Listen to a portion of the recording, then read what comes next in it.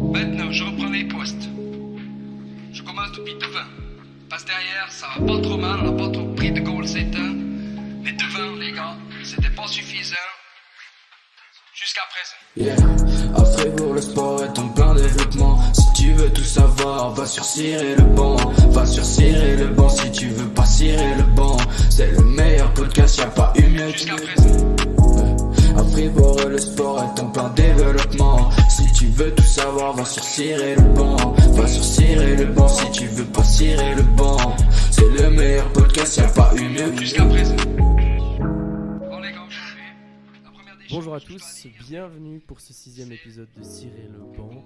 Salut Romain, comment ça va? Content de te retrouver pour de nouveau cirer la banquette. Salut Marius, un plaisir partagé, écoute. Son nom ne vous dit peut-être rien, il est discret par son exposition mais talentueux par sa plume. Caillou du repos sur Instagram, mais Pierre Chouvet dans la vie, la vraie. C'est aujourd'hui notre invité pour ce 6e épisode, un épisode consacré à l'une des plus belles plumes sportives de Romandie, au journaliste sportif de la Liberté depuis 2016, mais également au président du FC Villarpeau. Salut Pierre, comment ça va? Salut Marius, ciao Romain. Salut. Ça va très bien, merci. Merci pour cette présentation dithyrambique. Je rougis presque. On a dit Caillou du repos, on a dit Pierre Chouvet, mais aussi un autre surnom qui te caractérise, c'est Chelat. Tu peux m'expliquer d'où ça vient? Ouais, ça vient d'un de mes très bons copains qui s'appelle Celato, le nom de famille. Et puis c'est parti de, en fait, je jouais avec lui dans la même équipe de foot. Et puis avant chaque match, il y a certains qui criaient dans le vestiaire et lui il détestait qu'à la fin de la théorie, voilà, tout le monde gueule. Puis après c'était le but, tout le monde lui gueulait allez Chelat dans les oreilles. Et puis de fil en aiguille, un peu à mon groupe de potes, on s'est un peu surnommé les Chelat. Voilà, c'est parti de là. Mais voilà, ça vient d'un autre famille, d'un copain, quoi. Mais je crois qu'on m'appelle jamais Chelat. C'est plutôt une marque un peu pour définir tout le groupe. Donc on retient Chelat Ouais. pour Pierre T'es Chouvet. bien informé, hein. Mais Ouais. j'ai fait mes petites Ouais, recherches. tu vas chercher dans le darknet de ma vie, là. On va rentrer dans ce média un peu in media res. Tu questionnais ta légitimité au sein d'un épisode. Est-ce que c'est un petit peu le syndrome de l'imposteur? Peut-être. Mais ouais, c'est vrai que par rapport au pédigré des invités que vous avez eu jusqu'à maintenant, voilà, j'ai pas d'armoire armoire à trophées à vous proposer, seulement les vieux locaux de la Liberté. J'espère que ça vous ira quand même. Oh, t'as quand même un beau CV. Ouais, alors un CV, ouais, un seul club pour l'instant, quoi, en termes de journalisme. Mais ouais, c'est une belle adresse, ça, on peut dire. Je pense que c'est d'accord, Romain, toi qui fais aussi partie un peu de ce club. Ouais, je suis plutôt satisfait là, après une année. Pierre, on a l'habitude de commencer par une question un peu traditionnelle. Là, on va un peu changer pour te surprendre, pour surprendre nos auditeurs.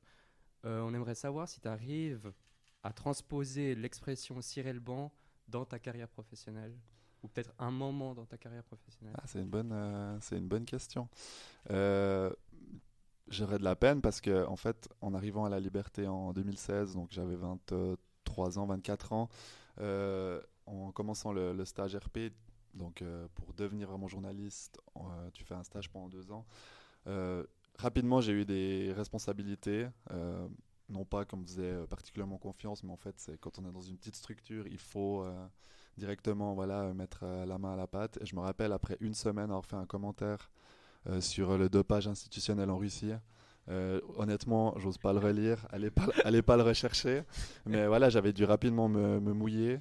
Et puis après, aussi, je fais des matchs de Gauthieron rapidement. Donc, on m'a pas mis sur le banc en arrivant ici. J'ai bossé un petit peu à la Broye avant. Et puis à la Broye, voilà, on fait des matchs régionaux. Il n'y a pas forcément quelque chose de plus prestigieux. Donc, j'ai pas non plus été mis de côté.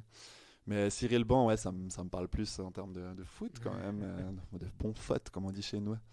Voilà, jouant en 4-5e ligue toute ma carrière, c'est une expression que j'ai entendue énormément. Juste avant de commencer avec le sommaire, tu parlais de commentaires. Est-ce que tu peux expliquer en quoi le commentaire, c'est un peu le format hyper prestigieux ou important dans le monde du journalisme? Ouais, c'est un format où voilà, on donne son avis, on essaye d'apporter un éclairage, on se mouille aussi. Quand on est débutant dans la branche, c'est toujours un peu scabreux, un peu risqué parce qu'on va peut-être pas apporter la nuance nécessaire. Je pense que la nuance, c'est quand même quelque chose de très important. Si je repense au dernier commentaire que j'ai fait avec l'élimination de Gauthieron, on peut pas dire, oh oui, on pourrait le dire, mais c'est pas mon style où on va dire il faut virer du B, il faut le garder. C'est d'essayer d'amener des points, une réflexion. Donc, je pense que le commentaire demande un petit peu d'expérience, un petit peu de maturité. D'où le fait que j'aimerais pas que vous ayez recherché celui sur la Russie, s'il vous plaît. Donc du coup, le petit sommaire avant de commencer ce podcast, on va commencer avec ton lien avec le sport, le début de ton épopée dans le journalisme, ensuite ta carrière professionnelle, on va aussi parler un petit peu de Fribourg-Gotteron, un club qui était assez attaché, et on va finir avec ta vision sur l'avenir des médias et aussi quelques questions un petit peu sur ta vie privée, ce que tu fais à côté du journalisme. Romain, on peut commencer directement, je pense. Ouais, et puis à la fin, il y a aussi la banquette. Ah, bien sûr. La traditionnelle banquette. La traditionnelle banquette. Je suis prêt. À laquelle on était pas mal inspiré, j'ai l'impression. Ouais, c'est clair. Alors, ouais, justement, on peut commencer. Est-ce que tu as en tête une figure marquante du journalisme sportif quand tu étais plus jeune? Qu'est-ce qui t'a un peu donné envie de faire ce métier-là? C'est tout d'abord ma passion du sport. J'étais un grand consommateur de la liberté, même quand j'avais 10-12 ans. Je me rappelle que je lisais mes collègues d'aujourd'hui, Patricia, François, Pierre Salinas, qui voilà, je les imaginais un peu des fois en demi-dieu, parce que voilà, quand on est petit, on se dit ah mais c'est incroyable de pouvoir faire ce métier, de pouvoir couvrir ces événements, ces sports. On peut presque dire que mes figures d'inspiration, c'était mes collègues d'aujourd'hui. Mais après, c'est vrai que tous les journalistes romans, que ce soit télévision, radio, quelque part, tu les glorifies un peu, comme les sportifs d'ailleurs. Et puis, pour l'anecdote, j'écoutais beaucoup Radio Fribourg, et puis c'était Alain Thévaux encore à l'époque qui commentait les matchs de Gauthieron. Et sa voix me stressait. Sa manière de commenter me stressait. J'aimais beaucoup, mais ça me stressait parce que j'étais très fan de Gauthieron. Et je me rappelle, je disais à mes parents, je peux pas écouter, ça me stresse trop. Et j'enlevais le son, je remettais pour voir si le score a évolué. Et des fois, je préférais même passer la soirée télétexte. Je sais pas si vous avez vécu ça, mais tu te passes devant le télétexte 241, tu regardes les scores évoluer. Et voilà, j'étais beaucoup plus tranquille. Avec la petite étoile rouge qui clignote. Magnifique. Franchement, big up à tous ceux qui aiment le télétexte, parce que c'est quand même la ref. J'espère que ça durera pour toute la vie, cet amour de télétexte. D'ailleurs, Alain Thévaux, je l'ai croisé au Popu l'autre jour. Je vais passer le mot pour le podcast Cyril Brand, donc peut-être qu'il nous écoute. Alors on le salue, s'il nous écoute. J'espère qu'il va pas nous stresser. Pierre, quel est ton premier souvenir avec le monde du journalisme sportif? Donc tu veux dire plutôt un souvenir qui m'a marqué, mais ouais. Que moi-même j'étais journaliste, ou que plutôt pas forcément quand tu étais petit.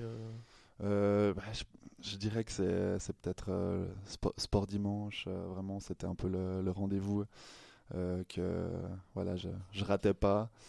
J'étais très fidèle à l'époque, beaucoup moins maintenant. Je pense que quand on consomme plus de sport, au bout d'un moment, on a aussi des fois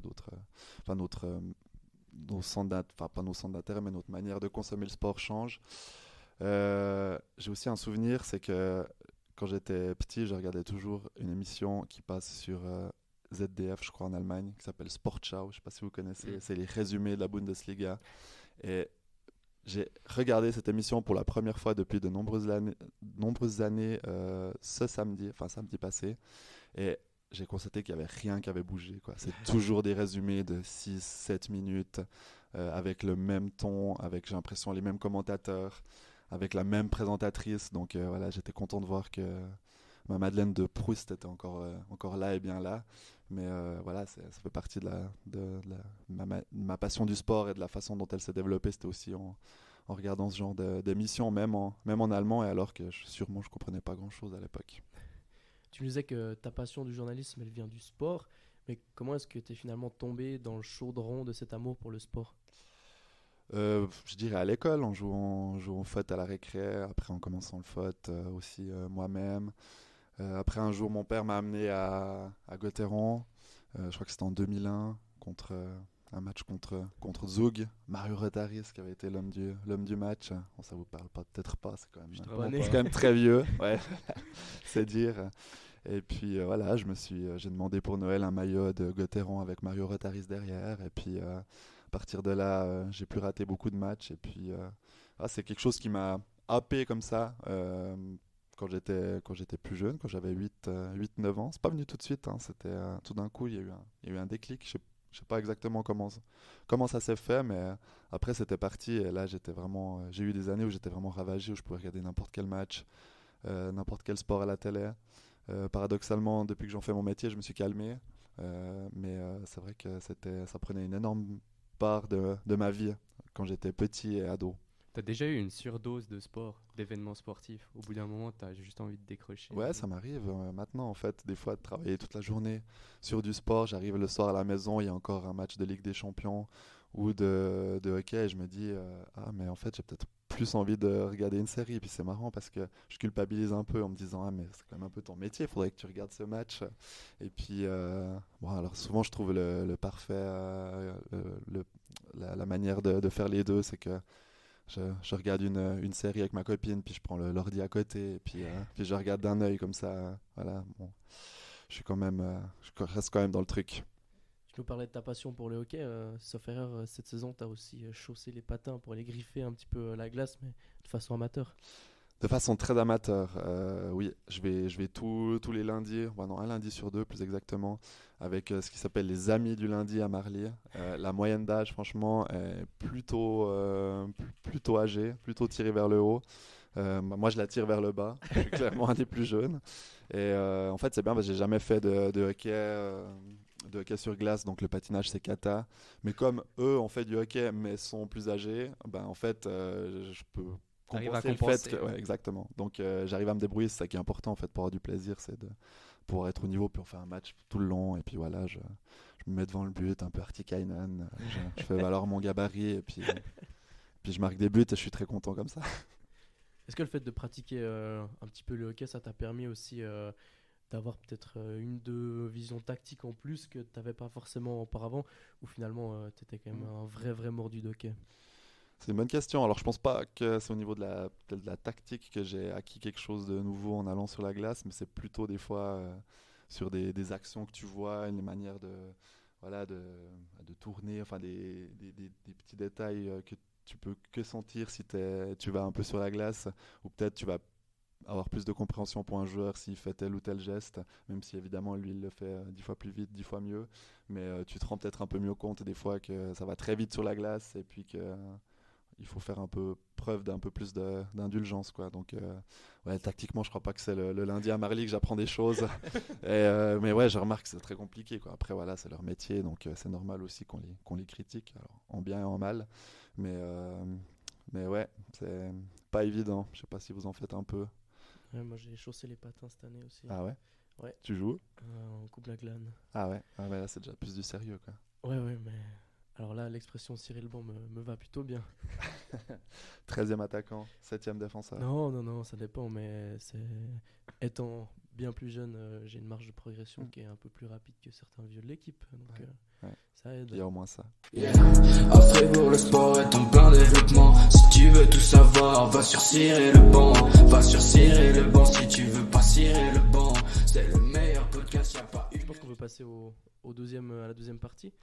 Alors, que je retrouve. Si on revient un tout petit peu sur ton parcours, tu as fait le GIB à Payerne avant de venir étudier ici à l'Université de Fribourg. Et en 2012, tu commences à travailler comme pigiste à la Broye. Tu peux nous raconter un petit peu comment cela s'est fait? Oui, en fait j'ai commencé en tant que pigiste pendant que j'étais au GIB à Payerne. J'avais entendu dire, c'était un copain du collège, qu'il cherchait des gens pour aller faire des matchs le week-end.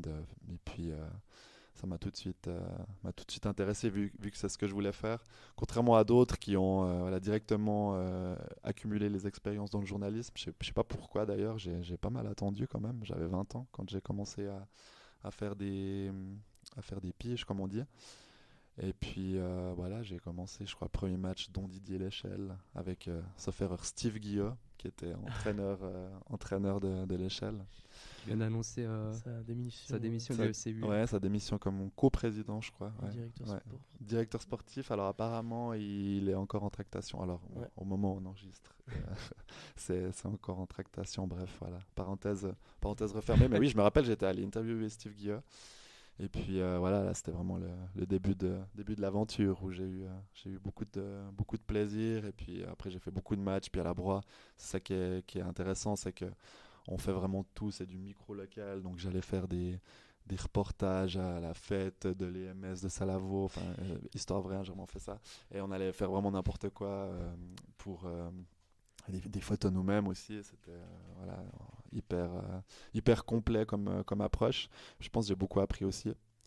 Et puis 4 ans plus tard, j'ai commencé à faire des piges à la Liberté. Et puis en quelques mois, voilà, il y a ce stage qui s'est profilé. Souvent les journalistes disent que le journalisme local, c'est la meilleure formation qu'on puisse avoir. Tu le confirmes? Complètement, ouais.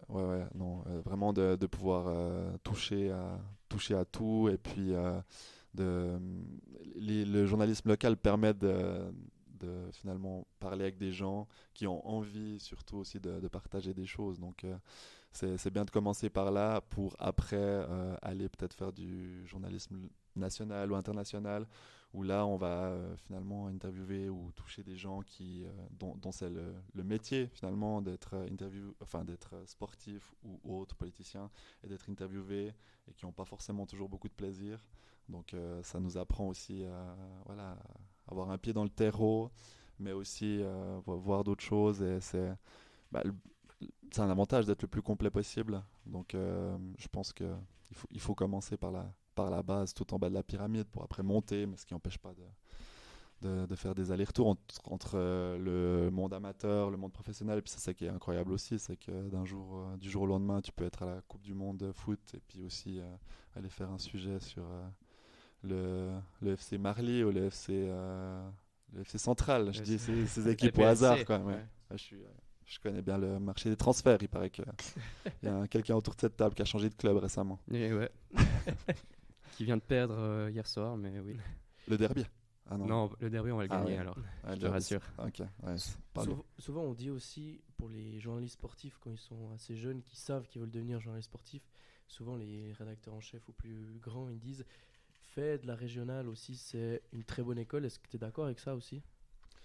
Ouais, on en revient au local, à la régionale. C'est un bon moyen de commencer. Et puis finalement, si tu es dans un média local, ben c'est ce qui est important. Tu vois, la Liberté quand même, on le remarque aussi. On fait, là, par exemple, cette semaine, j'ai fait un sujet sur Chelsea. Tu le mets sur Internet, tu mets un sujet sur le FC Villars-sur-Glâne. C'est le sujet sur le FC Villars-sur-Glâne qui va 10 fois mieux marcher, parce que c'est notre fonds de commerce. Donc c'est important de vraiment s'occuper des racines. Et oui, c'est une magnifique école, parce que tu es un peu livré à toi-même. Tu peux prendre tu peux vraiment aller dans la direction que tu souhaites. Et puis c'est vraiment le conseil que j'aurais si je devais en donner un des jeunes journalistes qui voudraient se lancer, c'est de multiplier les expériences dans les médias régionaux avant de viser la RTS ou je ne sais quoi. Et ensuite, ce passage à la Liberté en 2016, est-ce que tu peux nous raconter un peu comment tu t'es retrouvé à la Liberté? Et puis, moi, j'ai cherché un peu, j'ai discuté avec Véronique Avangardo. Je ne sais pas si le premier article que tu as fait en tant que journaliste, ou tu étais encore pigiste en 2016, c'était sur Véronique Avangardo? En juillet. C'était pas le tout premier, mais c'était un des premiers, je m'en rappelle très bien, ouais, de ce sujet. J'étais allé chez elle, enfin chez ses parents là, à Grange-Paco, exactement. Ouais. D'ailleurs, celui-là aussi, j'aimerais pas trop le relire. Non, mais j'ai un peu la phobie toujours de relire des choses que j'ai fait il y a 6-7 ans, mais je pense que c'est assez normal, c'est parce qu'on se dit qu'on a évolué. Et puis, heureusement d'ailleurs. Non, donc comme je l'ai dit en vitesse avant, j'ai commencé aussi à faire des piges à la Liberté en 2016. Et puis, en gros, mon plan de carrière, c'était de à la fin de mon bachelor en communication. C'était à Neuchâtel, pas à Fribourg, mais bref, c'est un petit détail. Et puis là, j'envisageais de faire 6 mois de stage à Canal Alpha que j'avais obtenu, 1 mois à la Liberté ici, comme vraiment stagiaire à la régionale même, je crois. Et puis de partir 6 mois à Liverpool, qui est une ville que j'adore, parce qu'il y a un club que j'adore. Petit indice, il n'est pas bleu. Bien essayé, Romain. Et voilà, j'avais cette année-là qui était réglée. Et puis après, je voulais faire le master en journalisme à Neuchâtel. Et j'avais commencé donc des piges en, je pense, février. Premier article, c'était un truc de basket, sauf erreur. Un match de Villars. Voilà, j'en ai jamais refait depuis. À mon avis, c'était le seul. Je suis pas très basket. Et à ce moment-là, il y a une place de stagiaire qui s'est libérée parce que voilà, quelqu'un quittait la rubrique. Et puis c'était le timing parfait parce qu'en fait, je finissais mon bachelor en juin et la place c'était pour juillet. Donc j'ai postulé. Et puis ça l'a fait. J'ai eu la chance d'avoir justement 2-3 mois déjà de vécu dans la boîte. Donc ils me connaissaient un peu. D'où l'importance de se montrer un peu avant pour que le moment venu, on sache ce que tu vaux et puis ce que tu peux faire. Et voilà, ça a commencé en 2016 et très vite, je me suis retrouvé chez Véronica Vancardo, qui à l'époque était un petit peu le grand talent de l'athlétisme fribourgeois. Elle a fait sa route depuis, il y a d'autres talents qui sont arrivés, mais ouais, c'est toujours rigolo de l'interviewer au fil des ans, parce que c'est vraiment une athlète que j'ai suivie depuis le début. Elle commençait aussi, donc voilà, c'est une personne sympa que j'aime bien interviewer. Du coup, les 6 mois à Liverpool sont tombés à l'eau. Ouais. Ils sont clairement tombés à l'eau. Des fois, je me dis, c'est quand même dommage, ça aurait pu être une belle expérience, même si j'ai l'impression que des amis qui ont fait des semestres à l'étranger, ils ont plus appris à picoler que la langue du pays dans lequel ils allaient. Mais je me suis rattrapé quand même en allant voir quelques matchs, en faisant quelques séjours. J'ai notamment vu la remontada contre Barcelone, voilà, avec le fameux 4-0 il y a maintenant, je pense, 4 ans. Et ouais, j'ai plaisir à retourner dans cette ville. Elle a un parfum particulier, je ne sais pas si vous la connaissez, mais Du tout. Pas encore. je vous conseille. Voilà, c'est une ville à part, je trouve, pour en avoir vu quand même pas mal. Mais voilà, faut assortir ça d'un petit match. Ça peut aussi être à Everton, c'est quand même sympa aussi. Foot anglais, de manière générale. Un derby Everton-Liverpool, ça serait un petit rêve. Déjà fait, ouais, avec un but de Salah qui avait été élu après, qui avait reçu le prix Puskás. Prix du le plus beau but. Plus beau but, vous pourrez le retrouver. Il n'était pas si beau, franchement, c'était un peu un vol ce prix. Mais c'était sous la neige, il a mis une petite frappe enroulée dont il a le secret un peu en pleine lucarne. Mais j'étais très fan de Liverpool, je tiens à préciser, et je le suis toujours un peu, mais je me suis quand même vraiment calmé. Je pense que le métier de journaliste fait aussi que voilà, on prend un peu de distance avec les événements qu'on suit. Pierre, à quoi ressemble une journée type à la rédaction sportive de La Liberté? Il n'y a pas de journée type. C'est pour ça que c'est le plus beau métier du monde. Ça, vous le savez aussi certainement. Vous commencez peut-être à le découvrir, mais ça change tous les jours, vraiment. C'est ça qui fait sa richesse. Je te rejoins, Romain. C'est qu'on peut avoir une journée avec des horaires de bureau, même si, voilà, je crois que dans certains bureaux, on ne commence pas à 9h. C'est un avantage du journalisme. C'est qu'on commence tard, on peut bien dormir. Ça peut être du 9h-18h, comme tout d'un coup, on commence tôt, et à 18h, on pense que c'est fini. Et puis on apprend que Julien Sponger prend sa retraite. Évidemment, c'est pas arrivé encore, mais voilà, peut-être une fois, ce sera le cas. Il y a un communiqué qui tombe, il faut le traiter, et puis on finit sa journée à 22, 23 heures. Un jour, on se dit qu'on va faire un sujet qu'on avait prévu depuis longtemps, puis en fait, il y a 4 trucs différents qui viennent s'ajouter à notre programme, et puis on sélectionne le sens des priorités. On va d'abord s'occuper de l'actu. Et non, c'est ça qui est magnifique, c'est que tu sais pas vraiment ce qui va t'attendre le matin quand tu te réveilles. Alors oui, il y a quand même souvent des journées qui se déroulent comme prévu, mais il y a cette petite part d'imprévisibilité que j'adore, mais qui nécessite aussi pas mal de compréhension de l'entourage. C'est que voilà, si on a prévu un apéro, un barbecue le soir, faut que la personne avec laquelle tu vis ou ta famille soit prête à l'annuler, en tout cas prête à ce que tu sois pas là ou que tu débarques pour le café. C'est aussi pour ça que c'est compliqué de continuer à faire du sport à côté, par exemple du football ou Ouais. à Villarpeau. Ouais, alors pour moi, ça a été un peu compliqué. C'est que j'arrivais plus à être présent aux entraînements. Et assez vite, en fait, du moment que j'ai commencé à travailler vraiment de manière fixe à la Liberté, j'ai pratiquement arrêté de jouer. Là, j'y vais encore. Maintenant, ça fait 7 ans où je fais quelques matchs par saison. Je vais m'entraîner. Enfin, je vais un petit peu quand ils ont besoin de monde. Ouais, c'était quand même assez difficile à se dire que finalement, il faut renoncer à certaines choses. Ça s'est fait assez naturellement. Aussi le fait qu'on y viendra plus tard, mais que j'étais président et qu'à ce moment-là, il y avait un entraîneur qui, du fait que j'étais président, des fois, il n'était pas très à l'aise en fait. J'imagine qu'il osait peut-être des fois pas me mettre sur le banc, quoi. Voilà, on en revient à la thématique de base. Il osait pas me faire cirer le banc. Et puis, c'était peut-être aussi le bon timing pour dire, ok, voilà, je joue un peu moins. Et c'était aussi les belles années de Villarpeau, donc peut-être que quand il y avait les belles années de Villarpeau, j'avais un peu moins ma place. Comment tu gères justement, on sait que le métier de journaliste c'est quand même vachement basé sur en tout cas journaliste sportif c'est vachement basé sur le week-end, sur tard le soir. Comment est-ce que tu gères ces horaires qui sont mine de rien pas faciles avec ta vie sociale, ta vie privée à côté? Je les gère assez bien par rapport à d'autres confrères ou collègues avec lesquels j'ai déjà parlé de ça. C'est pas quelque chose qui me dérange. Alors il y a toujours évidemment un événement qui vient s'ajouter à notre programme. Et là on se dit ça fait chier quand même parce que j'aurais vraiment voulu aller à cette soirée, à ce truc. Il y en a quelques-uns par année, mais j'arrive assez bien à organiser ma vie par rapport à mon métier. Et voilà, on s'arrange, c'est des compromis et il y a aussi pas mal d'avantages. C'est qu'on a aussi des fois congé pendant la journée parce qu'on va travailler le soir, donc permet d'aller faire d'autres trucs, de faire du sport.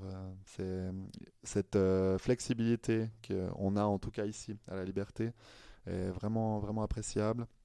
Et puis voilà, après, comme je disais avant, il faut juste avoir des personnes autour de soi qui comprennent les aléas du métier. Est-ce que tu aurais l'envie peut-être dans 10-15 ans de retrouver des horaires plus normaux, plus classiques ou pour le moment ça te convient très bien? C'est possible, ouais, que du moment que j'aurai une famille, des enfants, peut-être, Inch'Allah, on sait pas. Tu passes un message à ta copine. Ouais, on verra si elle l'écoute. Pas sûr, elle lit déjà pas très souvent ce que j'écris. Elle aime un peu le sport, mais pas non plus. C'est pas non plus une fan de la première heure. Évidemment, je pense que du moment que tu avances dans ta vie, t'aspires à d'autres choses. Et ouais, c'est possible que après je me dirais mais d'avoir congé le week-end, ça peut être bien. Mais ce moment n'est pas encore venu. Du coup, ça fait quelques années que tu travailles pour la Liberté. Tu as l'occasion de couvrir Fribourg-Gotteron avec un peu la cellule Gotteron, Pam et François Morand. François Rossier, pardon. Ouais. Lapsus. Ouais, Lapsus, c'est le rédacteur en chef. Ouais. C'est à la fois une responsabilité et une chance, j'imagine, pour toi. Ouais, une chance déjà, ouais, de pouvoir couvrir Gotteron. Je veux dire, à la Liberté, je pense que c'est un des sujets les plus attendus et les plus lus par nos lecteurs. Évidemment, ceux qui aiment le sport, mais je pense que ça touche aussi un peu au-delà. Peut-être ceux qui n'ont pas l'habitude de feuilleter le cahier région. S'ils s'arrêtent sur un seul article, ce sera peut-être Gotteron. Donc, c'est une responsabilité, comme tu le dis aussi. Personnellement, je me mets beaucoup de pression avec Gotteron. J'ai vraiment, chaque fois que j'écris quelque chose, je me dis ça va être très lu, donc essaye d'être bon et juste et pertinent. Et c'est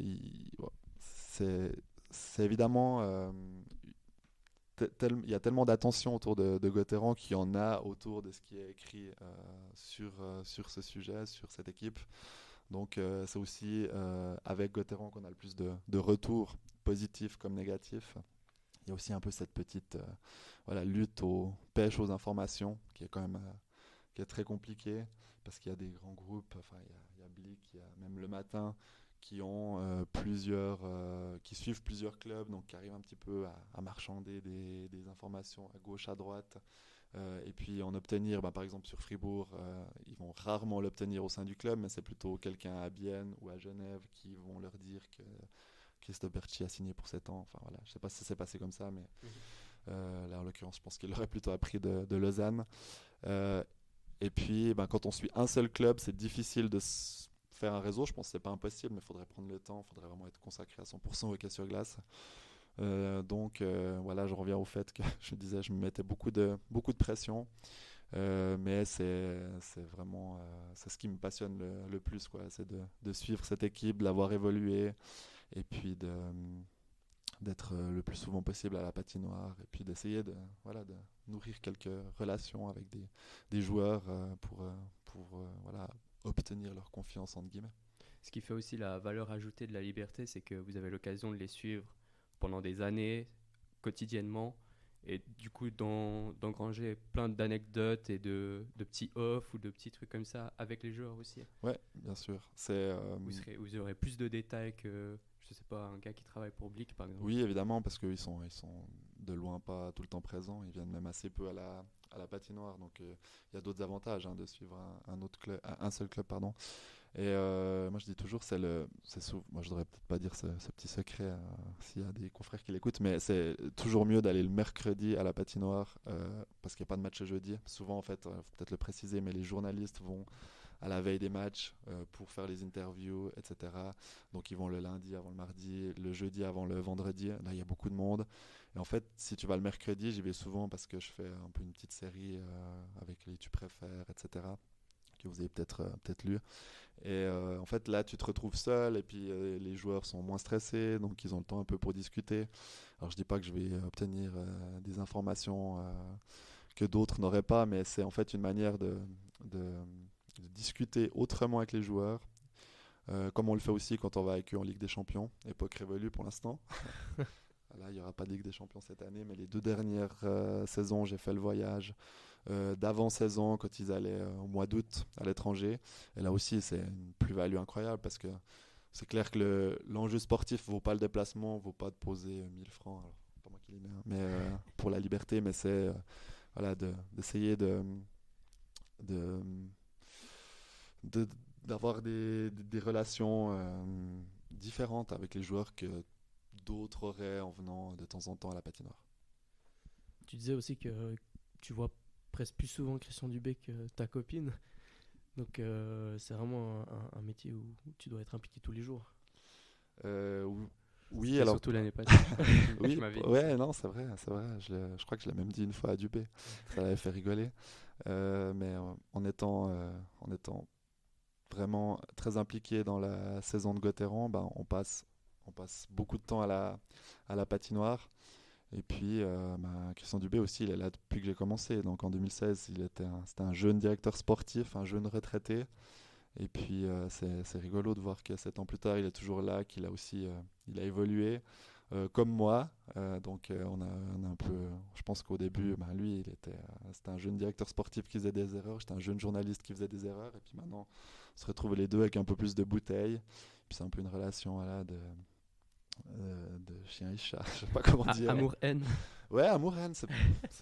Je crois pas qu'on ressent de l'amour, même de l'amitié, mais peut-être du respect en tout cas, qu'on a l'un pour l'autre. En tout cas, moi j'en ai pour lui. Je voudrais lui poser la question, peut-être que lui pas.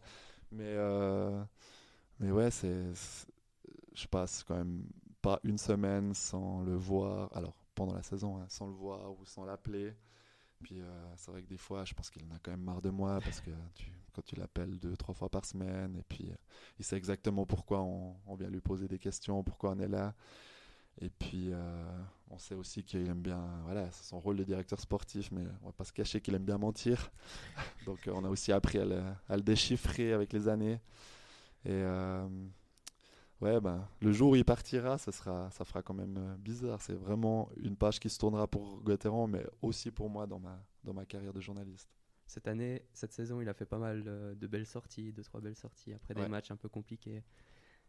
Comme journaliste, à la fin du match, quand tu as besoin de ton interview, tu as besoin de ces mots pour réagir sur ce match, et puis qui t'envoie un peu balader, comment tu gères ça ?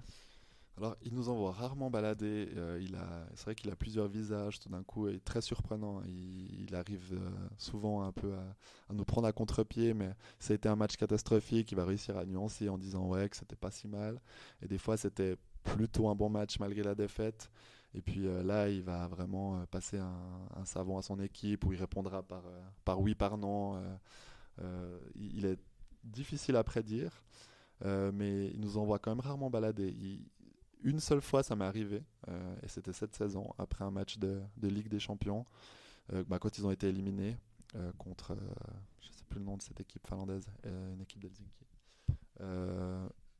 Non, peut-être même pas d'Helsinki, mais bref, le nom me reviendra peut-être, c'est un détail. Et je lui avais demandé si. Parce qu'en fait, Fribourg était, je crois, le dernier club. Ah non, il y avait encore Zug, mais qui jouait le lendemain. Mais c'était un des derniers clubs suisses. Et puis voilà, c'était nouveau. Fin de parcours pour tous les Suisses en huitième de finale. Puis je lui ai demandé si voilà, il y avait une raison pour laquelle la Suisse n'arrivait pas à aller plus loin en Ligue des Champions. Puis il m'a dit c'est parce que tout le monde s'en fout. Demande à tous les directeurs sportifs.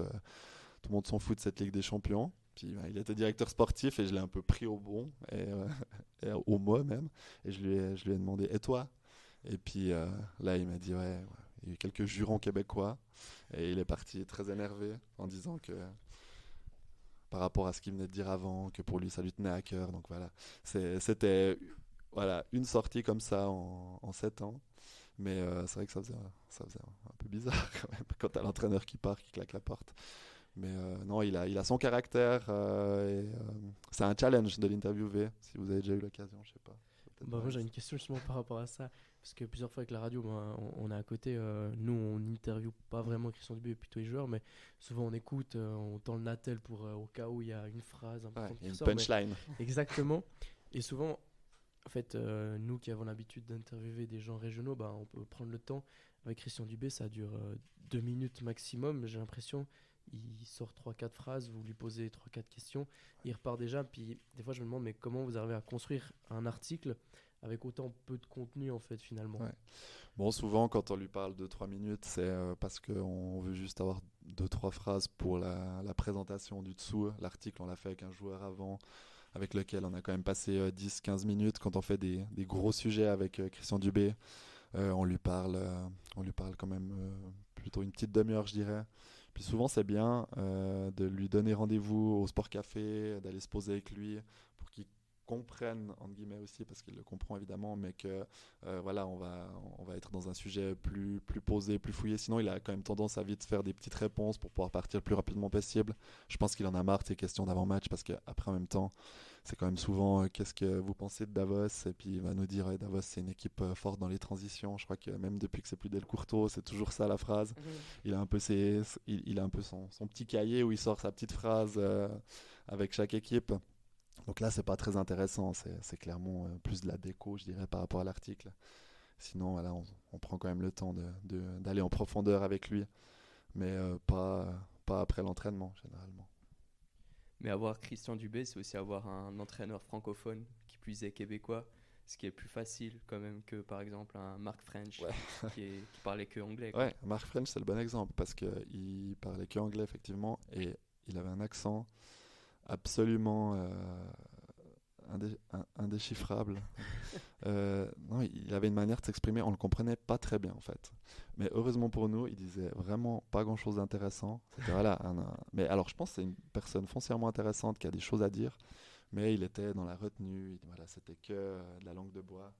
Et en final, on connaissait ses phrases par cœur, on savait ce qu'il disait, donc évidemment, on n'inventait pas des réponses parce qu'on comprenait pas, mais des fois, on devait vraiment tendre l'oreille. Mais c'est une richesse d'avoir un francophone et d'avoir quelqu'un comme Christian Dubé parce que alors il jette souvent en pâture son équipe dans la presse et tout, mais il sort des dingueries quoi des fois. Et en fait c'est bonus pour les journalistes. C'est bien pour nous quoi, c'est mieux ça que d'avoir une phrase bateau comme on en entend tellement. Franchement, c'est vraiment une plus-value pour les journalistes d'avoir Christian Dubé. C'est un challenge, mais une plus-value. Voilà, on peut résumer ça comme ça. Je crois que ça sera la phrase du post Instagram. Il sort des dingueries. Le pauvre Dave Souter, on a fait les frais en match de la saison. C'est vrai? Oui, quand il s'était fait checker par derrière, puis il avait dit mais faut que tu te relèves. Ah oui, c'est vrai. Oui. C'était d'ailleurs en pré-playoff contre le Lugano. C'est juste. Ouais, il avait pris une balle perdue, le pauvre Dave. En dehors du hockey, tu as quand même eu l'occasion de couvrir plein d'autres sports comme les JO à Pékin durant le Covid. C'était des Jeux Olympiques forcément spéciaux dans un tel contexte. Très spéciaux, ouais. Alors j'en ai pas fait d'autres, donc j'ai pas de point de comparaison, mais de ce que j'ai pu entendre ou lire ou voir, c'était des JO comme on en reverra, je pense, plus jamais. Faut comprendre qu'on était dans une bulle sanitaire pendant 3 semaines. Et puis qu'on pouvait même pas sortir de son hôtel. Enfin, on pouvait sortir de son hôtel, mais on pouvait pas sortir quitter l'enceinte et aller sur le trottoir d'en face. Il y avait deux barrières, gardées 24 heures sur 24 par un Securitas, par la police. Il y a une voiture de police non-stop qui était là-bas devant. Donc on attendait devant notre hôtel. Il y a un bus qui venait nous chercher. Il y avait des horaires. Il nous amenait au centre des médias.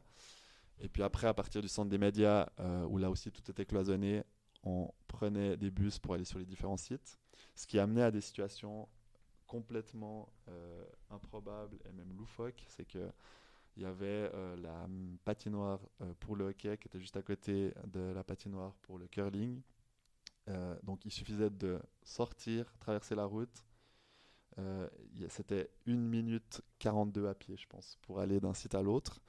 Sauf que comme on ne pouvait pas aller à pied, qu'il fallait toujours prendre le bus, il fallait remonter dans un bus devant la patinoire qui allait faire tout le tour du quartier, qui passait vers le stade olympique, le nid d'oiseaux, qui revenait au centre des médias. Il fallait reprendre le bus pour qu'il te ramène ensuite à l'arrêt d'après, qui était le curling ou le hockey, je ne sais plus dans quel sens ça allait. Donc tu faisais 28 minutes en bus au lieu d'1 minute 30 à pied.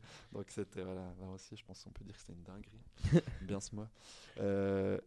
Et puis, ouais, à part ça, bon, voilà, le contexte aussi en Chine, juste avant le début de la guerre en Russie, avec Poutine qui était dans le stade. Bon, on n'était pas à côté de lui, mais on l'a su.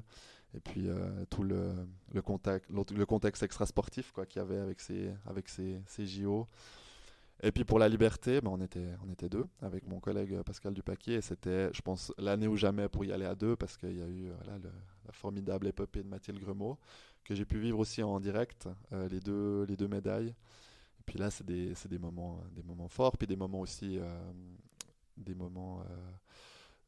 étranges parce que on est en train de vivre ça en pleine journée à Pékin et puis on fait directement une brève internet, enfin mettre l'interview de Mathilde sur notre CMS et puis c'est 4 heures du mat quoi en Suisse et puis il y a quelques personnes qui t'écrivent parce qu'ils se sont levés mais tu te dis tu es en train d'écrire un truc pour des gens qui ils vont se réveiller, ils vont voir il y a une médaille d'or puis direct ils auront une petite interview de Mathilde Gremaud donc c'était un drôle de sentiment.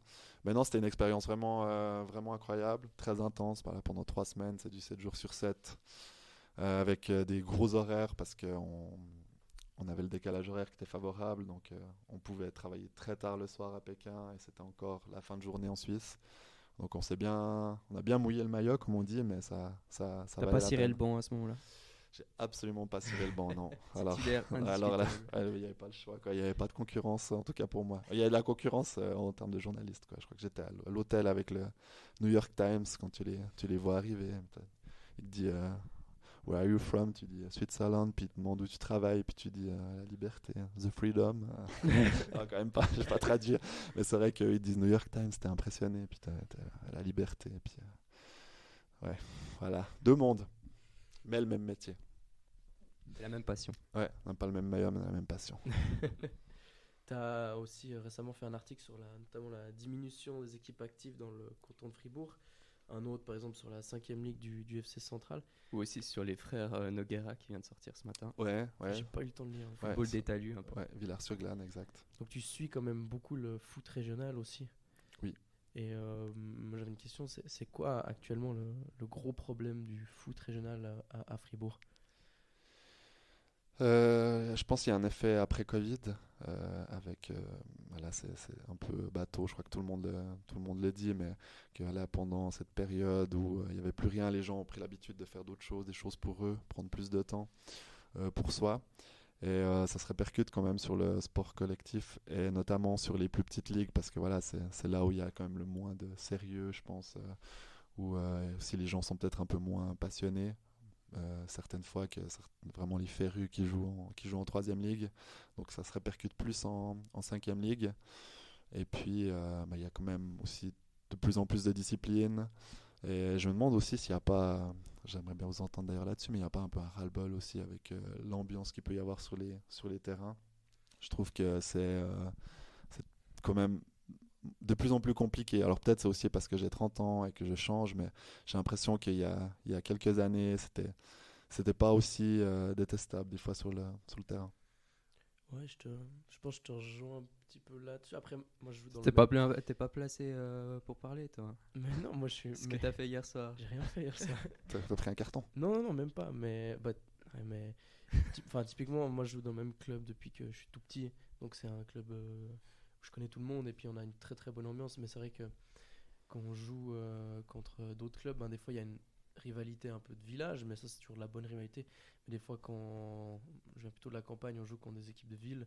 Ben là, il y a vraiment une mauvaise ambiance sur le terrain et ça a vraiment plus tendance à s'affronter. Et puis, il y a aussi tout ce problème avec les arbitres aussi, Mhm. où l'arbitre finalement n'est plus vraiment respecté sur le terrain. Et puis, ouais, il y a peut-être un peu un ras-le-bol de certains plus âgés qui se disent: oh, mais pourquoi je m'embête à jouer 90 minutes, à me faire crier dessus, alors que je peux aller courir tout seul, quoi. Mhm. Ouais, il y a tout un tas de raisons, je pense, dont celle-ci. Mais ouais, c'est un peu dommage que cette cinquième ligue, qui en fait ramasse un petit peu aussi les pots cassés de la Ouais. quatrième ligue, c'est qu'il y a des équipes qui se retirent aussi, ils font monter des cinquièmes ligues, et du coup ça déséquilibre le bas de la pyramide. Mais ouais, là je pense que la cinquième ligue a quand même un peu un avenir encore, j'espère en tout cas, J'espère. c'est mon fonds de commerce. Yeah. À Fribourg, le sport est en plein développement. Si tu veux tout savoir, va sur Cirer le banc. Va sur Cirer le banc si tu veux pas cirer le banc. C'est le meilleur podcast, y'a pas. Je pense qu'on peut passer au dernier thème, Romain. Ouais. On va parler un petit peu de l'avenir des médias, un peu ta vie privée. On parle souvent de virage digital à prendre pour les certains médias. On pense notamment aux petits journaux de presse écrite. Quel regard tu portes sur la situation actuelle des journaux? Virage digital, c'est vraiment ce qui nous parle tout le temps de ça à l'université. Mhm. Les médias de presse écrite doivent prendre ce virage digital. C'est vraiment l'expression type. Oui, ce virage digital, je crois qu'on en parle depuis, même moi quand j'étais à l'Uni, ou même encore, je pense au CO, il y a 15 ans, on en parlait déjà. Parce qu'il y a quelque chose qui est apparu, c'est les réseaux sociaux, et puis que sur ces réseaux sociaux, tout le monde peut faire du journalisme. Il y a des blogueurs, il y a plein de choses qui ont apparu. Et puis la nouvelle génération, je pense la vôtre, et même celle qui arrive derrière, elle s'informe différemment. Elle s'informe voilà, en étant sur Instagram, en scrollant, en regardant des reels, des trucs comme ça. Et c'est pour ça que ce virage digital est important et on le voit arriver depuis longtemps. Et je pense que la presse écrite a trop attendu pour vraiment pouvoir le passer en douceur. Mais voilà, c'est toujours la même chose. Quand tu as un modèle qui fonctionne plus ou moins et puis que tu as toujours fait la même chose, de la même manière, tu es quand même attaché à ta manière de faire. Donc c'est plus difficile de prendre ce virage. Là, quand même, tout le monde, je pense, a réalisé qu'il était minuit moins une parce qu'en fait, il faut pouvoir continuer à nourrir les lecteurs de la liberté qui ont 60, 70 ans, mais qui diminuent parce qu'ils vont au home, parce qu'ils décèdent tout simplement, mais c'est vrai, parce que le lectorat est âgé. Mais il faut trouver un moyen aussi de pouvoir intéresser les jeunes qui, pour nous rapporter de l'argent, pour parler de manière très crûment, doivent s'abonner. Donc il faut trouver un moyen d'attirer un nouveau public, mais qui s'abonnera peut-être aussi à 30 ans. Voilà, je pense pas que c'est à 20 ans qu'on paye son abonnement pour lire un journal papier. Et la liberté, on aura un grand changement qui va arriver cet été. On va un peu changer la manière de travailler avec un nouveau système. Donc ça, ce sera aussi un énorme changement, je pense, pour nous. Et puis, c'est peut-être à vous que je devrais poser la question, comment faut faire pour intéresser les plus jeunes à continuer à consommer là je parle de la presse écrite, quoi, particulièrement.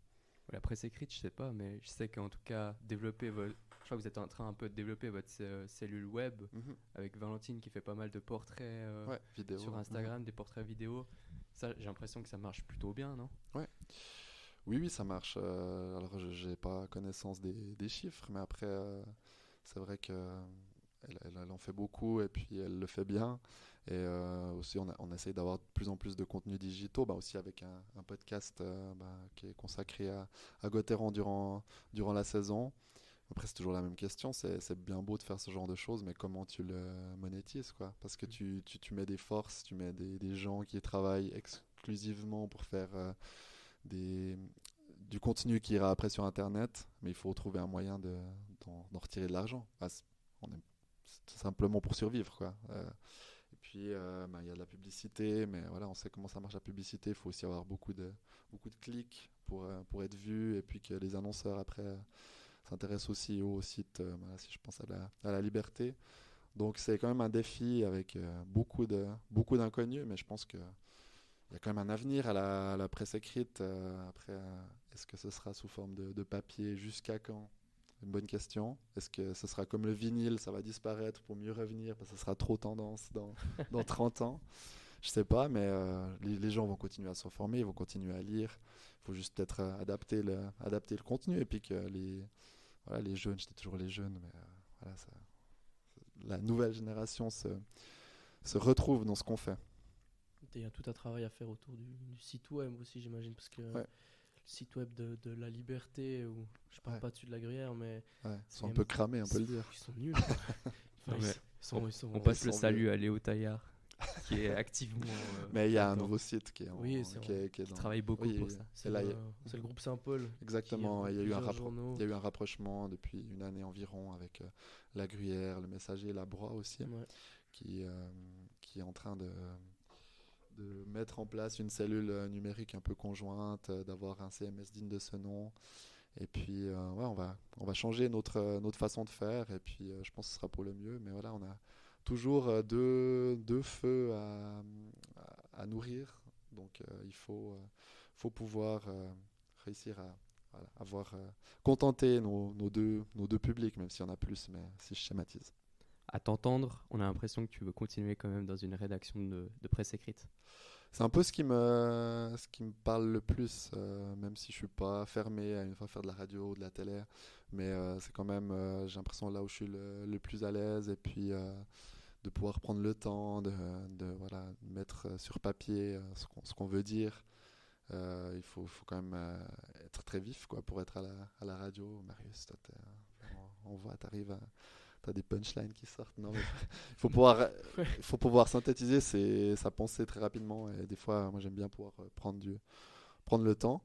Mais non, on verra peut-être une fois un autre challenge, remplacer Alain Thévault pour pouvoir prendre une revanche sur la vie, et puis à mon tour stresser les gens qui écouteront des matchs de hockey ou de foot. Pourquoi pas?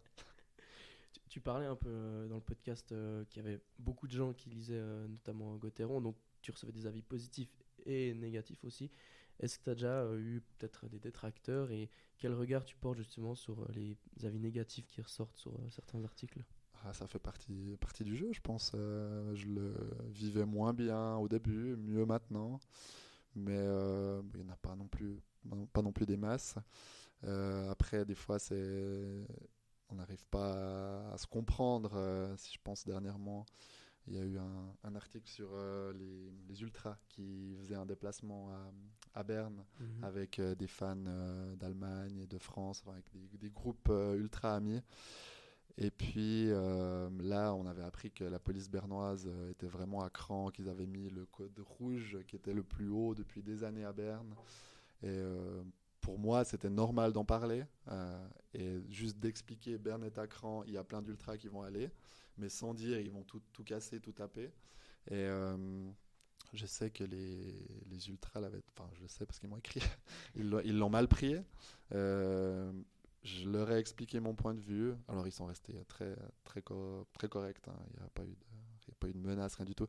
Mais voilà, ils n'étaient pas d'accord avec moi. Ils trouvent qu'on est toujours très dur avec les ultras, et puis que voilà, la presse a tendance un petit peu à stigmatiser. C'est dans la couverture médiatique où on a tendance un peu à associer l'ultra au hooligan et pas différencier les deux. Puis peut-être finalement c'est un débat encore plus profond que juste ça, je pense. Ouais, peut-être. Mais non, mais après moi j'accepte qu'on me fasse des retours négatifs, du moment qu'ils sont un minimum construits, et puis que ça reste cordial. ça fait partie du jeu, ça fait partie du débat aussi. Faut réussir à vivre avec, sinon c'est quand même, je pense, lourd à porter au bout d'un moment. Mais c'est bien. Ce qui est plaisant, c'est que ça montre qu'on est suivi, qu'on est lu, et puis en fait, on fait quand même ça, on fait ce métier pour être lu, quoi. Donc, d'avoir jamais de retour, ce serait triste. Et puis parallèlement à ta carrière professionnelle de journaliste, tu as toujours un pied dans le monde du football amateur. Tu es président du FC Villarpo, mais tu vas quitter ce poste d'ici quelques mois. Oui, exactement. On imagine que c'est quand même un poste qui demande beaucoup d'investissement. Oui et non, parce que voilà, évidemment, d'être dans une société, ça prend toujours du temps, il y a des événements. Après, Villarpo est un club quand même particulier dans le sens où il est très petit. On n'a qu'une seule équipe, tout court, d'actifs. On n'a pas de juniors, ils sont avec Courtepin, Timolac, mais on n'a même plus vraiment un rôle dans cette organisation-là. Donc c'est différent de gérer une équipe que d'en avoir 28 dans un club comme Villars-sur-Glane. Je prends beaucoup ce club en exemple parce que j'ai fait un article, comme tu disais avant, cette semaine, et puis qu'ils ont grandi très très vite, ils ont beaucoup d'équipes, beaucoup de licenciés.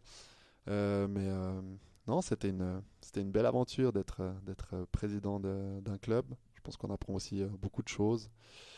Ça m'a aussi apporté, je pense, pour mon métier, parce que tu vas à l'assemblée des délégués, tu fais quand même t'es un peu dans le terreau du foot régional, et puis tu t'entends un sujet ou l'autre tu pourrais utiliser en fait à la Liberté. Et j'avoue qu'avoir déniché quand même quelques sujets comme ça, mais je vais pas totalement quitter le FC Villarpo, parce que scoop pour la banquette. Scoop pour la Cyril banquette. Ban. Non, mais je vais commencer à entraîner cette équipe l'année prochaine, l'équipe de Villarpo. Après des années comme président, je vais juste changer de casquette. Il y a quelqu'un qui me remplacera à la présidence, et puis voilà, je reprendrai cette équipe dans l'idée d'en faire de lance du canton. Et en disant ça, t'envoies un message directement à Étoile Sport. Tu reprendras pas la première équipe d'Étoile Sport. Ouais, c'était mon rêve aussi, ça, C'est officiel. de reprendre Étoile Sport, parce que je vis dans le quartier, en Auge, et puis j'adore ce terrain derrière les jardins. Pour moi, c'est vraiment le plus beau terrain du canton. Il est minuscule, il est dégueulasse, la pelouse, franchement, elle donne pas envie, mais il y a cet écrin autour, il y a cette sarine, puis il y a une âme, quoi. Alors franchement, un jour, j'espère pouvoir jouer, entraîner Étoile Sport, mais ce jour n'est pas encore venu. Est-ce que tu vas lâcher des dingueries aussi comme entraîneur de Villarpo? Je pense, ouais, des punchlines comme Aimé celle, Jacquet. ou bien comme celle que vous avez dans votre générique aussi. Ouais, ça c'est le faute des talus, le vrai faute. Ah ouais, Ouais. Je crois que c'est le père de Ludovic Magnin. Exactement, ouais. C'est ça, hein. Ouais, cette fameuse vidéo. D'ailleurs, en parlant du générique, c'est vous qui rappez ou pas? Je me suis toujours demandé en l'écoutant. Alors, moi, j'ai beaucoup de gens qui m'ont dit, c'est toi Marius qui chante. Et non, c'est pas du tout moi, et heureusement que c'est pas moi, c'est un copain Romain. C'est un ancien coéquipier du FC Marly, ouais, Ok. qui fait un peu de musique à côté, à qui on passe aussi le salut. Je sais salut. pas si on doit dire son prénom ou son nom d'artiste. Les deux, je pense. Ok, Samuel Dice alors. Et son nom d'artiste. Je sais pas comment tu dis, S. Deville, SDVille, ouais. qui sort un EP prochainement, qui a déjà sorti aussi Ok. un EP qui s'appelle Souvenirs Ouais. d'hiver, puis assez talentueux, puis qui nous a fait ça en fait hyper rapidement, j'ai Ouais. trouvé. Gros Qui a big up, réussi franchement. un mec ouais. à mettre l'audio avec sa voix, et puis ça. Franchement, on était surpris. Ouais. Ouais, vous avez un tube là. On a un Un tube. tube. Il faudra qu'on développe un peu ça. Faudra qu'on fasse les Pour le remerciements merch. une fois à tous ceux qui nous ont aidés. Ouais. S'il fait une scène, votre pote, il va jouer cette chanson ou pas? Ce serait incroyable. Ça, c'est incroyable. On n'a pas pensé à ça. On viendra sur la scène des On gens. viendra, Parce que je viens au concert. Il est au Georges? Non, pas Ah, encore. dommage. Je Quoique. serais venu. Yeah. Après pour le sport est en plein développement. Si tu veux tout savoir, va sur Cirer le banc. Va sur Cirer le banc si tu veux pas cirer le banc. C'est le meilleur podcast, y'a pas une. Il nous reste encore la fameuse banquette Yes. avant de terminer ce podcast. Ouais. Tu veux débuter, Romain? Bah, titulaire indiscutable, mais du coup, là, on appelle l'arbitre, on te change, tu viens sur la banquette avec nous. Nous, ça faisait déjà quelques minutes qu'on y était, bon, depuis le début du match. Qu'est-ce que le Pierre Chouvet de maintenant dirait au Pierre Chouvet de 15 ans? Chelat? Non. Non, il les dirait que si en lisant La Liberté, que finalement, tes collègues, ils sont, enfin, que les gens que tu lis sont bons, mais tu verras, tu vas les rejoindre un jour, et puis que ce sera tes collègues, que c'est des des personnes sympas. Moi, j'avais vraiment tendance à glorifier tout le monde, les journalistes, les sportifs aussi. J'étais vraiment... j'étais le pire pour ça, quoi. Je me rappelle une fois, j'étais un giron, voilà, je pose ça ici. J'étais un giron à Farvagny. J'étais tombé sur un journaliste de la RTS qui se reconnaîtra sûrement s'il l'écoute, parce que je sais que ça va être traumatisé. Et j'avais passé ma soirée à lui poser des questions. Moi, c'était waouh, un journaliste de la RTS. Et ouais, je dirais calme-toi un peu, franchement. C'est que des journalistes, c'est que des sportifs. Tranquille. J'essaierai de l'apaiser un peu. Du coup, moi, c'était un peu la même chose, quoi. Ouais, c'est vrai, s'est ouais, croisés, c'est vrai, Romain, ouais, Romain, faut croire qu'il faut que je vous raconte quand même comment on s'est rencontrés, quoi. Enfin, je sais pas si on peut faire ça dans le cadre de la banquette. Si, vas-y. Mais te lance. c'était à Frisson, hein, c'est ça? Frisson, et puis tout d'un coup, je sais même plus si c'est comment ça s'est fait, parce que je pense que c'était la toute fin de soirée. 3h30. Ouais. Et Les puis yeux qui se croisaient. t'étais venu me parler, et puis là, je me suis dit, oh yes, j'ai un fan, quoi. Un Mais gars c'est qui vrai te que reconnaît. Mais ouais, alors ça m'avait surpris, un gars qui me reconnaît, parce que alors, bah voilà, on me voit pas généralement quand j'écris, évidemment. Donc ouais, t'as reproduit le schéma. C'est beau, mais tu verras dans 10 ans que ça t'arrivera aussi. Tu préfères couvrir un match de promotion d'Étoile Sport ou un match de play-out de Fribourg-Gotteron? De play-out de Gotteron quand même, parce que je crois, comme j'ai dit avant, c'est ce qui me passionne le plus.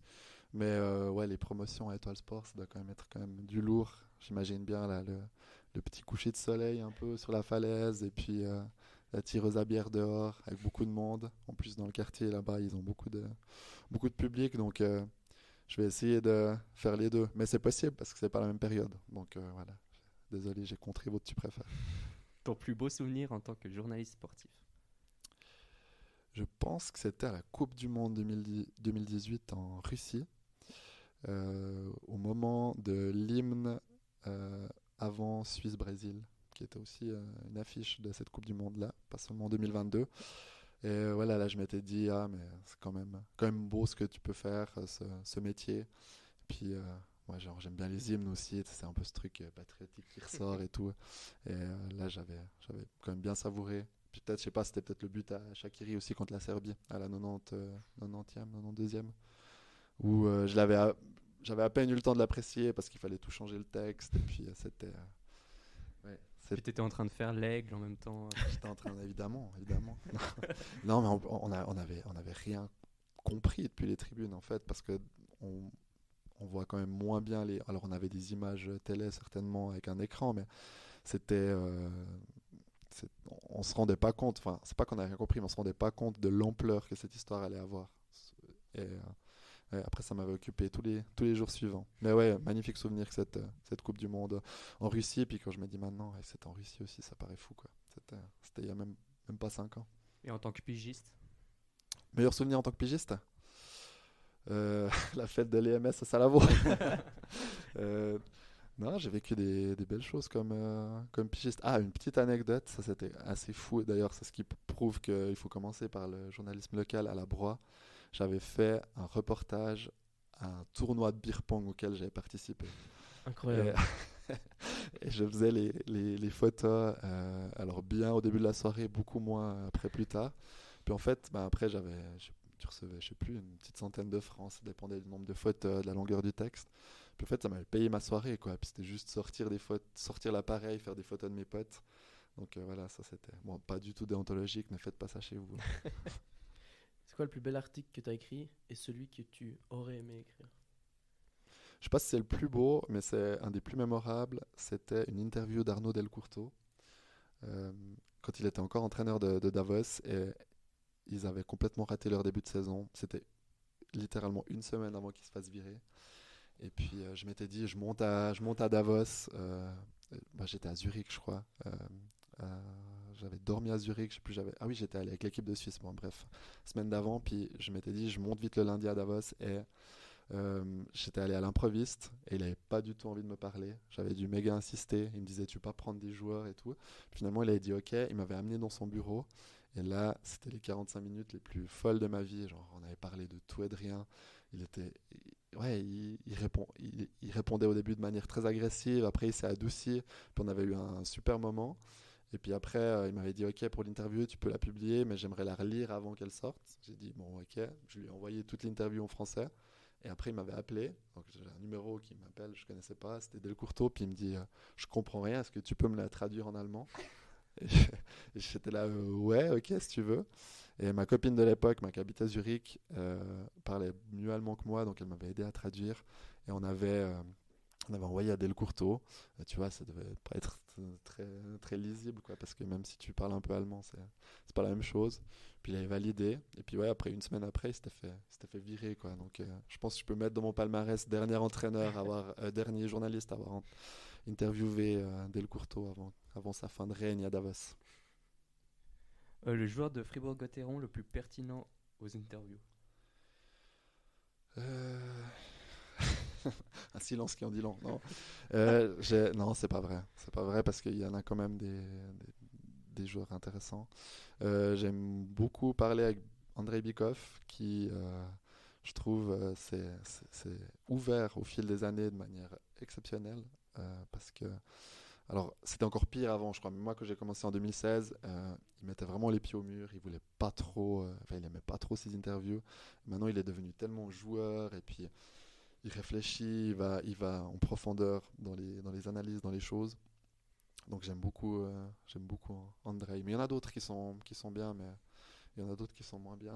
Bon, souvent On va pas dire qui. ils sont pas fribourgeois, donc je pense qu'ils vont pas écouter le podcast. Andrei, c'est vraiment le fil rouge de ce podcast. C'est vrai, vous en parlez à chaque fois? Ouais, François Murit, il en avait parlé. Ouais. Ah oui, il voulait qu'il marque. Et Jobin aussi, on avait parlé. Jobin, il en avait parlé. Puis il nous envoie toujours un petit message, donc Ouais. ça fait plaisir. Ouais, quelle histoire avec cette prolongation de contrat et tout. Ça aussi, c'était Ouais. un beau moment, un long moment de cette saison. Tu préfères te déguiser en poulet avec un costard au bal de fin d'année du collège ou couvrir le ping-pong un dimanche matin? Ça dépend. Le bal du collège, genre j'ai 30 ans et je débarque au bal du collège comme ça en poulet. Ça, c'était pas une ref. Peut-être c'était pas toi. Ouais, je savais pas. Ok, C'était. je me suis peut-être trompé. Ouais. C'est possible. Faut toujours croiser tes sources, Romain. Non, mais il était plus sûr, mais je me suis dit, on va la passer, celle-ci. C'est qui t'a donné cette info si c'est pas indiscret? C'est David Coursilio. Ah ouais, ok. Non, alors c'était pas moi. Ouais, il a dû confondre. Mais Par contre, ouais. j'en ai une autre alors Ouais, pour vas-y. rebondir. Vas-y. Tu préfères te coudre la main Ah ouais. à la couture en Ouais. cinquième Ouais, primaire c'était en et cinquième. tomber dans les pommes Ouais. ou couvrir le ping-pong dans le manche. Ça c'est une très bonne rêve. Je m'étais effectivement cousu un doigt quand j'étais en. Ouais, c'était en cinquième primaire, très juste.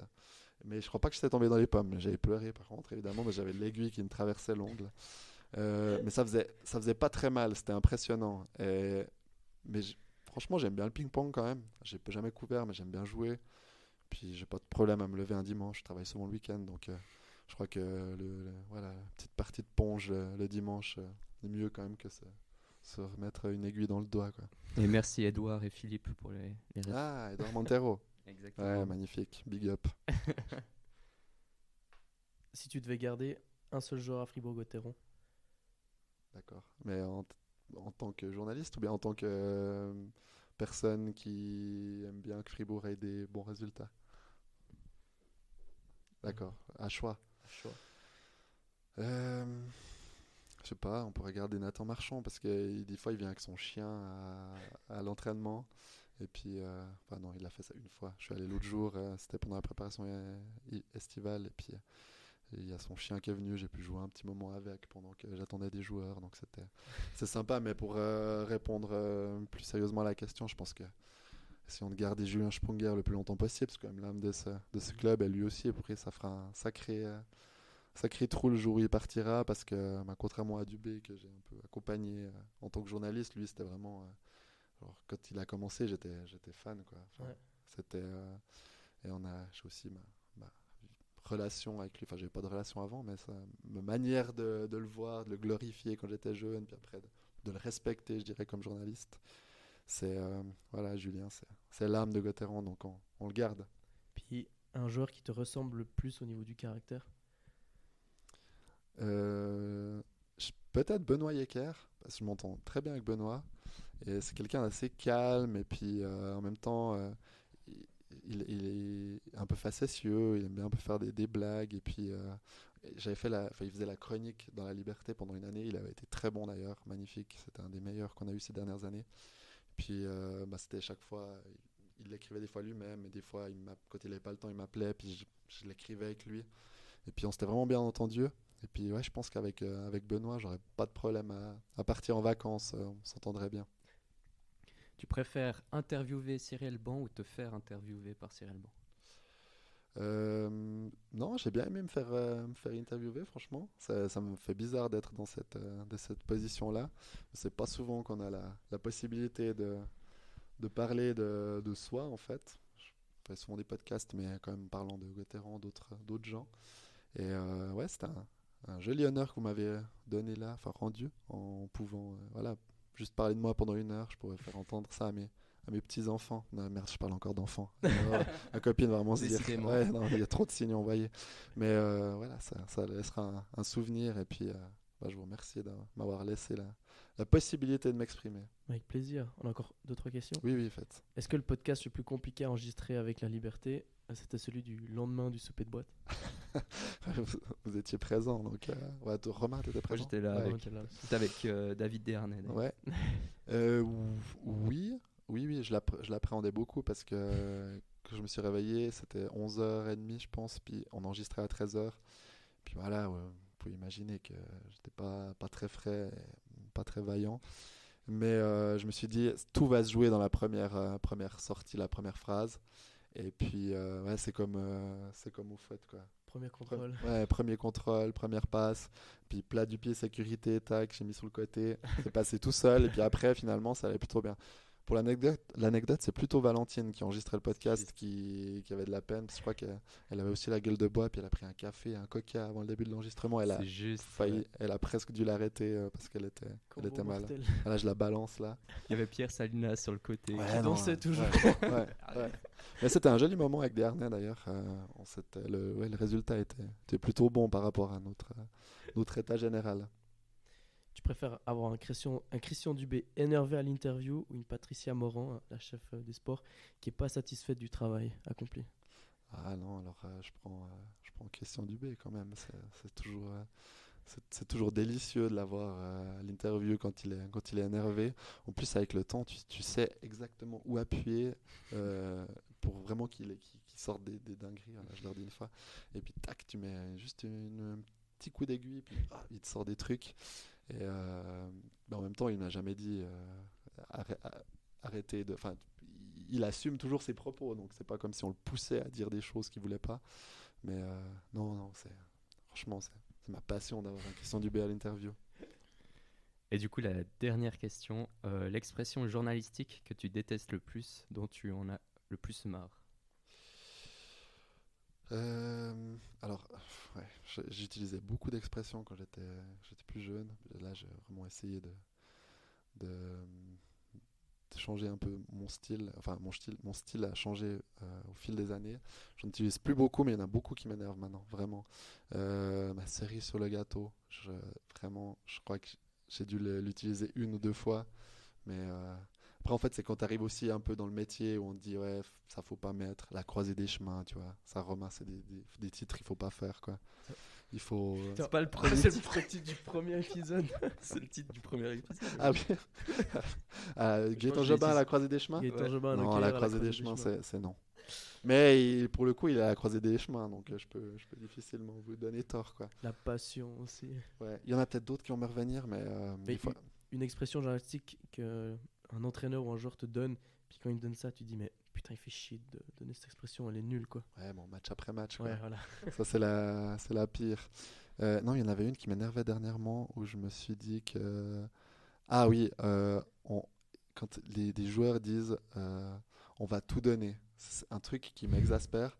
Ça va de soi que tu vas donner ton maximum et que tu vas pas faire exprès de pas être bon et de pas patiner ou de pas courir. Donc ouais, ça va, on va tout donner, on va faire le maximum, mais évidemment ça va de soi, quoi. Mais bon, je suis devenu un peu aigri avec les années, je crois. Comment tu juges les petites expressions latines que Romain met récemment dans ses articles? Bah ouais, je vois qu'il a bien suivi ses cours de latin, quoi. C'est la patte de François Muric. Ouais, bah oui, j'ai réalisé en fait d'où venait cette passion du latin que tu avais. que j'ai développé là au fil des derniers Ouais, mois. tu peux nous sortir une petite. Non, mais la préférée, c'est Per aspera ad astra, comme il nous avait dit. C'est Ouais. quoi ça? C'est par les chemins houleux jusqu'aux étoiles. Ah ouais. Puis celle-ci, je l'ai gardée dans ma tête. Faudrait que j'en sorte 2-3 autres. Bah oui, bah, j'attends tes prochaines. Mais c'est toujours Des dur, j'ai prochaines phrases. l'impression de surprendre un peu. T'as l'impression de toujours écrire un peu la même chose. Ouais, alors ça c'est un je sais syndrome. pas si tu Oui, ressens oui, ça oui. Ouais, c'est un syndrome. Surtout des fois dans les présentations de saison. Je crois que Ah, présentation de ce qui te requête. Là, je suis en train de faire un burn-out chaque fois que je dois en faire une parce que bon, après il faut essayer d'amener. C'est aussi à nous d'amener un angle plus intéressant. Mais c'est vrai que des fois quand tu prends équipe par équipe, c'est les présentations de deuxième ligue de foot aussi.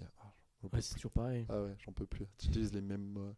Tu t'écris 60 fois équipe, tu te dis je vais mettre une fois formation, mais personne dans la vie dit formation quoi. Les Ouais, hommes. on de- joue contre cette formation. La troupe de. Ouais. La trompe. Ouais, on a être inventif. C'est clair. Bon, bah, on arrive à la fin de cet épisode, un épisode un peu plus long. Mais bon, quand on met 3 journalistes autour de la table, ça Ouais, parle un peu trop plus. parler. Merci beaucoup, Pierre, d'avoir été avec nous à ce micro de Cyril Ban. C'était un grand plaisir. Mais merci à vous. Franchement, bravo pour ce que vous faites. C'était très intéressant. On a appris un peu plus sur toi, mais aussi sur les dessous du journaliste sportif, tout simplement. Puis on attend notre article dans la Liberté, du coup. Sur Cyril Ban. Sur Cyril Ban, ouais. Ouais, bah, peut-être qu'il faudrait attendre que vous ayez un invité. On peut fixer un invité prestigieux, puis si vous l'avez, on fait le sujet. On attend ton aide et tes contacts. Alors, si vous arrivez à avoir Alain Berset à Cyril Ban, sachant qu'il a eu une grosse carrière d'athlète de 800 mètres, si vous avez Alain Berset à ce micro, tac, il y a l'article demain. Quoi. On Voilà. va Défi à mettre lancer. en place alors. Nous, on pensait qu'avoir Pierre Chauvet, c'était suffisant pour avoir un article. C'est ça, viser les étoiles, justement. Ouais. Ad astra.